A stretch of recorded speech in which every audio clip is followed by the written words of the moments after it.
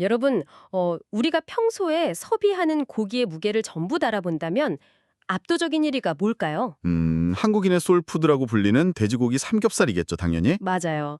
그런데 이제 우리의 지갑에서 빠져나간 돈, 그러니까 소비액을 기준으로 순위를 매겨보면 이야기가 완전히 뒤집힙니다. 아, 소고기가 1위로 올라오는 그 역설적인 상황 말씀이시죠? 네네, 맞습니다. 우리가 가장 적게 먹으면서도 절대적으로 가장 많은 돈을 쏟아붓고 있는 고기. 바로 소고기라는 거죠. 오늘 우리의 심층 자료 탐구는 바로 여러분의 식탁 위에 놓인 이 거대한 경자적 모순에서 출발합니다. 이게 참 흥미로운 역설이에요. 소비 물량하고 소비액이 완벽하게 불일치하잖아요.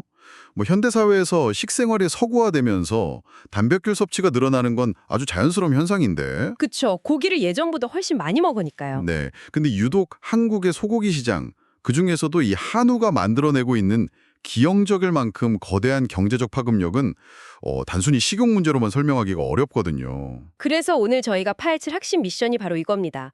쏟아져 들어오는 값싸고 질 좋은 수입육의 거센 공세 속에서 도대체 한우는 어떻게 살아남았을까? 약간 살아남은 정도가 아니죠. 맞아요. 단순히 명맥을 유지한 걸 넘어서 어떻게 이토록 거대한 프리미엄 육류 시장의 절대 권력으로 군림하게 되었을까? 이걸 알아보는 거죠. 네, 오늘 이 분석을 끝까지 함께 하시면요. 여러분이 마트 정육 코너를 지나갈 때마다 무심코 보아 넘기던 그 얇은 바코드랑 가격표가 완전히 다른 의미로 다가오실 겁니다. 와, 기대되네요. 그 뒤에 얼마나 치밀한 포지셔닝 전쟁이랑 심리학이 숨어 있는지 저희가 낱낱이 해부해 볼 테니까요. 우리가 고기 한 근을 사는 행위, 그 이면에 작동하는 소비자의 불안, 욕망, 그리고 시장의 정교한 설계도를 들여다보는 아주 흥미로운 여정이 될 겁니다. 자, 그럼 이 거대한 시장의 이중 구조부터 하나씩 풀어보죠. 소고기 시장이 극단적으로 나뉘었다고 하셨는데 제가 자료를 보면서 약간 이런 비유가 떠올랐어요. 오, 어떤 비유죠? 그 수입육이 식자재 마트나 무한리필 전문점의 가격 하한선을 결정하는 일종의 출퇴근용 가성비 차량이라면 한우는 아예 그 막히는 도로에서 빠져나와 버린 거죠. 아, 완전히 다른 트랙을 달리는 주말용 럭셔리 스포츠카를 자처했다는 거군요. 정확해요. 그런데 여기서 청취자 여러분도 비슷한 의문을 가지실 것 같아요. 수입육이랑 아예 가격 경쟁을 피해서 뭐 명절 선물 세트나 최고급 파인다이닝 같은 그런 미식 시장으로 도망친 거잖아요. 도망쳤다고 볼 수도 있죠. 네, 근데 그게 결국 한우한테 그 특별한 날에나 큰맘 먹고 먹는 비싼 음식이라는 치명적인 리스크를 안겨준 것 아닐까요? 이게 과연 지속 가능한 전략인지 궁금하거든요. 겉보기엔 정말 도피처럼 보일 수 있어요. 하지만 이것을 시장의 더 큰 그림과 연결해보면 한우의 전략은 철저히 계산된 의도적인 이탈입니다. 의도적인 이탈이요? 네, 경제학적으로 한번 접근해 볼까요? 수입육은 광활한 목초지랑 대규모 기역형 사육을 바탕으로 압도적인 생산 단가의 우위를 가집니다. 이들이 외식 시장 전체의 고기 가격 기준을 아예 정해버리는 가격 결정자 역할을 하는 거죠. 가격의 기준점이 되어버리는 거네요. 그렇죠. 근데 한우가 이들이랑 똑같은 링 위로 올라가서 우리 고기가 100원 더 쌉니다. 이러면서 경쟁했다면 어떻게 됐을까요? 아, 무조건 졌겠죠. 애초에 체급이 달라서 펀치를 섞을 수 없는 싸움이잖아요. 맞아요. 이미 오래전에 시작에서 퇴출당했을 겁니다. 그래서 한우는 수입육과의 직접적인 가격 비교 자체를 아예 무의미하게 만드는 길을 택한 겁니다. 가격 비교를 무의미하게 만든다. 근데 그렇다고 가격포를 아예 가려버리고 우리는 원래 비싸다 이렇게 우기는 건 좀 억지스럽지 않나요? 소비자들은 바보가 아니잖아요. 그렇죠. 그래서 수입육이 구조적으로 절대 제공할 수 없는 무형의 가치들을 그 위에 겹겹이 쌓아 올린 거죠. 아, 무형의 가치요? 네. 한우의 마케팅 전략은 어떻게든 가격 격차를 줄여보려는 방어적인 태도가 아니에요. 반대로 그 엄청난 가격 격차를 완벽하게 정당화하는 데 모든 역량을 쏟아부었습니다. 와, 그러니까 가격표가 아깝지 않은 혹은 가격표 자체를 잊게 만드는 환상을 만들어냈다는 거네요. 정확합니다. 그렇다면 소비자들이 기꺼이 지갑을 여는 그 프리미엄의 실체가 도대체 뭔지 좀 깊게 파고 들어봐야겠습니다. 여기서부터 정말 흥미로워지는데 제가 자료를 보다가 가장 납득하기 어려웠던 부분에 대해 질문을 던져볼게요. 네, 말씀하시죠. 사람들이 비싼 한우를 먹는 이유, 뭐 솔직히 남들에게 보여주고 싶은 과시욕이나 허세가 어느 정도 섞여 있는 것 아닙니까? 그렇게 생각할 수 있죠. 네. 그런데 자료에 등장하는 소비자 데이터 분석을 보니까요. 프리미엄 육류에 비싼 돈을 지불하는 첫 번째 심리적 이유가 놀랍게도 보험료라고 나옵니다. 아니, 고기를 사면서 무슨 보험을 든다는 거죠? 하하, 그 지점이 현대 식품 시장을 관통하는 아주 예리한 통찰이에요. 예리함가요? 네, 오늘날의 소비자들은 심각한 정보의 비대칭성 속에서 딜레마에 빠져 있거든요. 대량 생산 체제에서 음식의 가격이 지나치게 싸면 소비자들은 기뻐하기보다 오히려 경계심을 품게 됩니다. 아, 약간 의심부터 하는 거죠? 맞아요. 왜 이렇게 싸지? 이거 어디서 어떻게 가공됐고 유통기한 늘리려고 무슨 짓을 한 건 아닐까 하는 불안감, 즉 심리적인 방어선이 딱 작동하는 거죠. 와, 듣고 보니 진짜 많네요. 저도 식당 가서 소고기 구이 1인분에 막 9,000원 이러면 메뉴판 보자마자 저격수처럼 벽에 붙은 원산지 표시판부터 찾거든요. 그쵸. 바로 그 원초적인 불안감입니다. 프리미엄 소비자는 내 입으로 들어가는 혹은 내 가족이 먹을 음식에 대해서 안전하다는 확신을 얻기 위해 기꺼이 신뢰 비용을 지불합니다. 아하, 한우가 국가 차원에서 구축해놓은 쇠고기 이력 추적 시스템이나 구제역 같은 질병으로부터의 엄격한 관리망이 있잖아요. 네네, 바코드 찍어 보는 거요. 맞아요. 그게 바로 이 불안감을 잠재우는 아주 강력한 보험 역할을 하는 겁니다. 근데 잠깐만요. 제가 여기서 약간 시니컬하게 한번 반론을 제기해 볼게요. 네, 해보시죠. 수입육이라고 해서 막 들어오는 게 아니잖아요. 오히려 수입 통관 과정에서 엄청나게 까다로운 검역이랑 위생 검사를 다 거칩니다. 그쵸. 시스템이 잘 되어 있죠? 네, 객관적인 데이터로 보면 가성비 수입육도 결코 위험한 고기가 아니라는 건데, 그렇다면 한우가 제공한다는 그 보험은 진짜 과학적인 안전이라기보다는 마케터들이 만들어낸 심리적인 조작 아닐까요? 오, 아주 날카로운 지적입니다. 그리고 그 질문에 대한 답은 법적 안정과 심리적 안심의 차이에 있어요. 법적 안정과 심리적 안심이요? 네, 소비자가 수입육의 검역 절차를 머리로는 신뢰할지 몰라도 심리적으로는 태평양을 건너온 냉동 컨테이너 속의 고기보다는 내가 사는 이 땅에서 자라서 유통 경로가 짧고 또 투명하게 공개되는 고기에 훨씬 더 깊은 애착과 안심을 느끼거든요. 아, 무슨 느낌인지 확 알 것 같아요. 이거 약간 명품 시계를 살 때를 생각해보면 이해가 쉽네요. 시계요? 네, 길거리에서 똑같이 시간 잘 맞추는 시계를 살 수도 있지만 우리가 굳이 막 돈을 더 주고 공식 매장 가서 보증서가 포함된 시계를 사는 이유랑 비슷하군요. 아, 완벽한 비유네요. 그쵸. 시계가 시간을 더 잘 알려줘서가 아니라 이 시계는 100% 진품이고 문제 생기면 다 책임져 준다 하는 그 보증서 자체의 프리미엄을 지불하는 거니까요. 결국 고기를 사는 게 아니라 100%짜리 안심 보증서를 사는 셈이군요. 맞습니다. 그리고 프리미엄의 두 번째 층위는 이 안심을 바탕으로 한 미식 경험의 확장이에요. 미식 경험의 확장이요? 네, 고기가 이제 단순히 배를 채우는 단백질 덩어리에서 자신의 취향과 고급스러운 안목을 증명하는 문화적 도구로 진화한 거죠. 와, 문화적 도구요. 이제 파인다이닝 같은 곳 가면 우리가 고기 자체의 질감만 평가하지 않잖아요. 그 고기를 다루는 셰프의 철학, 테이블에 놓이기까지의 스토리텔링, 심지어 매장의 조도나 서비스의 온도까지 전부 고깃값에 포함돼서 결제되는 겁니다. 아, 접시 위에 있는 스테이크 한 조각만 사는 게 아니라 그 공간에서 내가 대접받고 있다는 그 공감각적인 뉘앙스를 통째로 구매하는 거군요. 정확합니다. 그런데 자료를 보면 이런 개인적인 만족을 넘어서서 소비자들이 무언가 좀 거창한 가치까지 고기에 부여하고 있던데요. 네, 최근 프리미엄 시장을 완전히 뒤흔들고 있는 핵심 축이죠. 바로 윤리적 가치와 사회적 책임, 즉 ESG의 반영입니다. 고기 먹는데 ESG까지 나오나요? 과거의 사치스러운 소비가 나 혼자만의 쾌락에 집중했다면 현대 럭셔리 소비는 심미적 면죄부를 필요로 하거든요.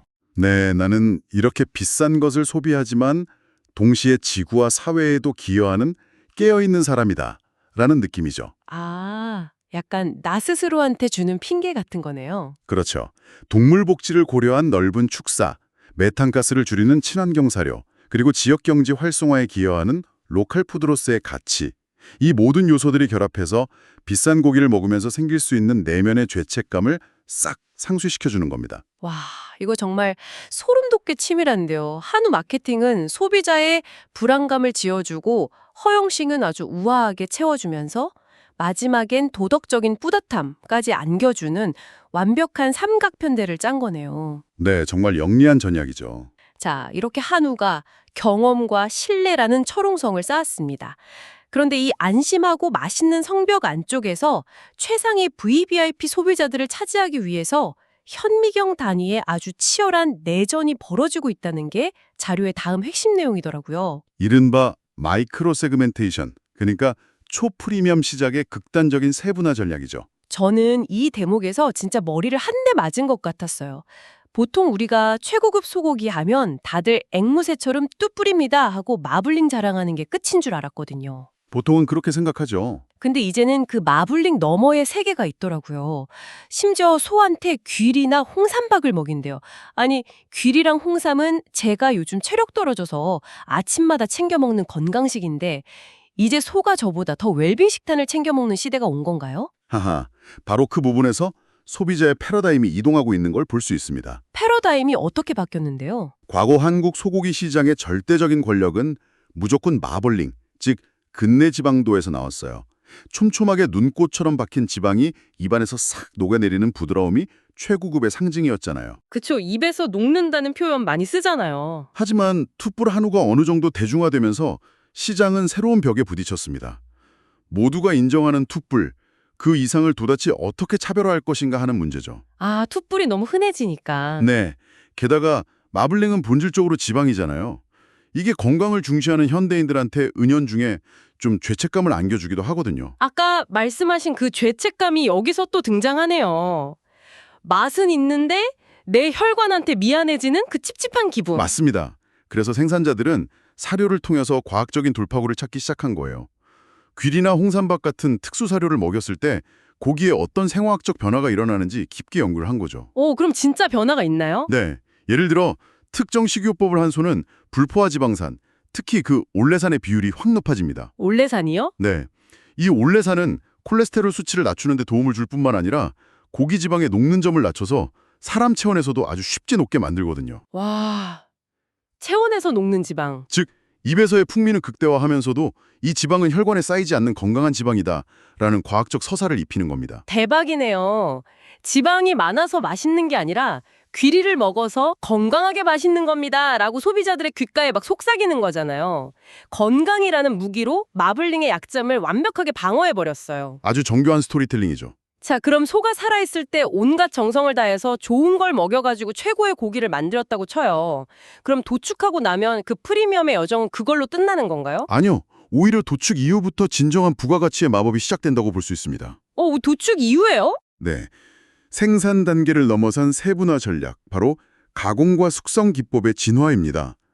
같은 목장에서 나온 똑같은 등급의 고기라도 이걸 어떻게 숙성하느냐에 따라 가격이 두세 배씩 뜁니다. 아, 숙성이요. 요즘은 고급 레스토랑 입구 같은 데 보면 그 겉이 시커멓게 말라붙은 고기 덩어리들이 냉장고에 막 매달려 있는 모습 많이 보이잖아요. 네, 맞습니다. 그게 바로 드라이 에이징, 건식 숙성이죠. 저도 본 적 있어요. 솔직히 처음 봤을 땐 저렇게 말라비틀어지고 곰팡이 핀 걸 도대체 어떻게 먹지? 싶었거든요. 비주얼이 좀 그렇긴 하죠. 근데 막상 썰어서 구워 먹으니까 속은 무슨 치즈처럼 눅진한 풍미가 폭발하더라고요. 그런데 굳이 왜 고기를 썩기 직전까지 그렇게 말리는 건가요? 그게 썩는 게 아니라 효소의 마법을 이용하는 겁니다. 효소요? 네. 고기를 공기 중에 노출시킨 채로 아주 엄격하게 통제된 온도랑 습도에서 오랜 시간 숙성시키면요. 고기 자체에 있는 자연 효소들이 근육 단백질을 서서히 분해하기 시작합니다. 아, 단백질을 분해한다고요? 네. 단백질이 분해되면서 우리가 감칠맛이라고 부르는 아미노산, 즉 글루타메이트가 아주 폭발적으로 생성되죠. 아하, 감칠맛 성분이. 동시에 수분이 쫙 증발하면서 고기의 맛과 향이 극도로 응축되는 거고요. 그 겉부분을 다 깎아내버리는 손실을 감소하고서라도 감칠맛의 밀도를 한계까지 확 끌어올리는 거군요. 그렇죠. 그런데 마케팅과 경제학의 관점에서 이 숙성육 시장에 정말 놀라운 이유가 따로 있습니다. 뭔데요? 소비자가 돈을 지불하는 대상이 고기의 무게에서 시간과 기술로 옮겨갔다는 점이에요. 무게에서? 시간으로요? 네. 소비자는 단순히 100g의 단백질을 사는 게 아닙니다.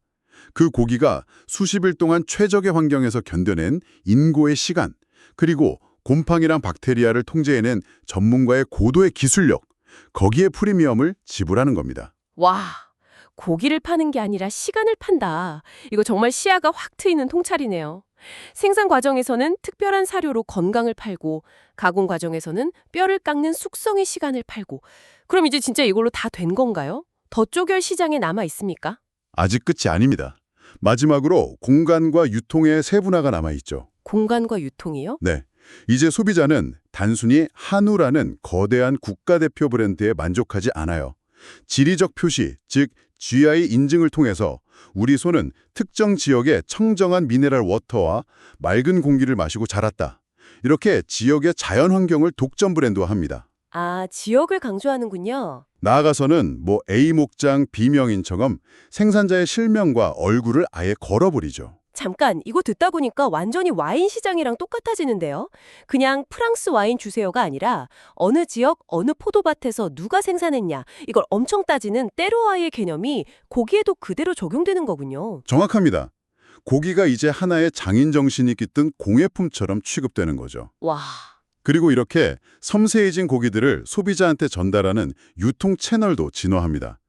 예전처럼 동네 정육점에서 비닐봉지에 툭 담아주던 시대에서 벗어나서 이제는 부티크 정육점에서 고기 전문가가 등장하죠. 부티크 정육점이요? 네, 마치 와인 소믈리에처럼 손님의 취향, 그날의 분위기, 심지어 곁들일 주류까지 다 물어보고 가장 완벽한 숙성도와 부위를 큐레이션해주는 맞춤형 경험을 제공하는 겁니다. 와, 부티크 정육점 쇼케이스 앞에서 그 전문가가 오늘 고객님의 기분과 준비하신 레드 와인에는 이쪽 40일 드라이 에이징 리바이가 완벽한 마리아주를 보여줄 겁니다. 이렇게 속삭이는 장면이 막 상상되네요. 바로 그 경험을 파는 거죠. 자, 여러분. 오늘 우리가 살펴본 방대한 자료들을 이렇게 하나로 꿰어보니까요. 아주 명쾌하고도 서늘한 결론에 도달하게 됩니다. 한우 마케팅이거든 이 눈부신 성공의 본질은 결코 고기를 싸게 많이 파는 데 있지 않았습니다. 맞습니다. 무한 경쟁의 진흙탕 싸움을 완전히 거부하고 한우가 태생적으로 쥐고 있던 문화적 상징성, 지리적 독점성, 그리고 미식적 우수성을 극한으로 끌어올려서 완전히 새로운 생태계를 창조해낸 거죠. 한마디로 대체 불가능성을 획득한 겁니다. 네, 결국 우리 소비자들은 마트 매대 앞에서 저울에 눈곱만 보고 고기를 골랐던 게 아닙니다. 그 붉은 살코기에 스며있는 투명한 신뢰, 인고의 숙성 시간, 장인의 철학, 그리고 윤리적 만족감이라는 보이지 않는 가치들을 장바구니에 담고 있었던 겁니다. 눈에 보이지 않는 것들이 가격을 결정한 셈이죠. 여러분, 이번 주말에 가족들과 외식을 가시거나 마트 정육 코너를 지나치실 때 외대이징 30일, 올레산 극대화, 특정 목장 지정 이런 화려한 단어들이 눈에 들어오신다면 아마 속으로 씩 미소를 지으실 겁니다. 아, 오늘 탐구에서 들었던 그 치밀한 마이크로 세그멘테이션과 보험료의 마법이 내 눈앞에서 작동하고 있구나 하고 말이죠. 그 포장지 뒤에 숨은 거대한 마케팅의 기계장치들이 이제 훤히 보이실 겁니다. 네, 숫자로 찍힌 가격표의 압박감에 시달리는 대신에 그 가격표가 어떻게 만들어졌는지 그 가치를 해독해내는 지적인 즐거움을 꼭 느끼시길 바랍니다. 오늘 우리는 한우가 수입육의 저가 공세를 역사, 신뢰, 시간이라는 무형의 가치로 완벽하게 방어해낸 아주 훌륭한 전략을 확인했습니다. 그런데 말입니다. 만약 머지않은 미래에 실리콘밸리의 어느 천재 과학자가 실험실 비커 안에서 한우 1+++ 툭불 마블링의 분자 구조랑 그 입에서 녹아내리는 풍미를 100% 완벽하게 똑같이 복제해낸 실험실 배양육을 내놓는다면 어떨까요? 아, 배양육이요? 네, 심지어 이 배양육은 소의 트림으로 인한 지구온난화 문제도 없고 도축이라는 과정 자체가 아예 없어서 윤리적 논란도 전혀 없다고 홍보를 하는 겁니다. 자, 그렇다면 한우가 수십 년간 공들여 쌓아올린 장인의 시간, 청정지역 특산물이라는 서사, 그리고 안전이라는 보증서는 이 도덕적이고 과학적으로 완벽한 새로운 경쟁자 앞에서도 지금의 초프리미엄 왕좌를 계속 지켜낼 수 있을까요? 정말 묵직한 질문이네요. 고기의 맛과 성분이 세포 단위까지 완벽히 동일하다면 우리는 여전히 초원에서 숨쉬며 자란 진짜 소의 낭만과 역사에 기꺼이 수십만 원을 더 지불할 것인가? 인류의 미식은 결국 생명체라는 기원을 벗어날 수 있을 것인가? 여러분의 생각은 어떠신가요? 늘 깨어있는 의심으로 세상을 바라보시길 바라며 오늘의 깊은 탐구는 여기서 마치겠습니다.